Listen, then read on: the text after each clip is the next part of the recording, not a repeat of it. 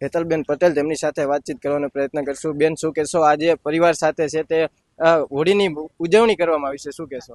આ રંગોનો તહેવાર છે. મોટા ભાગે તો પોલીસ જે છે એ કાયદો વ્યવસ્થા જાળવવાની અંદર પોતાના પરિવાર સાથે હોતી જ નથી, પરંતુ અહીંયા જ્યારે પોલીસના પરિવારના અમારા જે વડા જે છે એ રાજકોટ સિટીના પોલીસ કમિશનર સર હોય કે અમારા રેન્જ સર હોય કે ગ્રામ્યના વડા હોય, એમના આમંત્રણને સાથે નાના મોટા તમામ રેન્કના અધિકારી કર્મચારીઓ જે છે સાથે મળી અને આ કલર ઉજવી રહ્યા છે.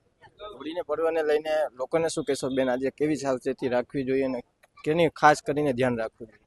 આ રંગોનો તહેવાર છે, ખુશીઓનો તહેવાર છે. તમારા પરિવારો, તમારા મિત્રો સાથે મળી અને ખૂબ શાંતિથી એને ઉજવો. તમે પણ ખુશીથી ઉજવો અને બીજાની ખુશીમાં ભંગ ના થાય એ રીતની તકેદારી પણ રાખો. અને કોઈ અસામાજિક તત્વની તમને એવું લાગે કે ત્યાં કંઈ આવી પ્રવૃત્તિ ચાલી રહી છે તો તરત તમે 112 ડાયલ કરો અને અમારી મદદ લો.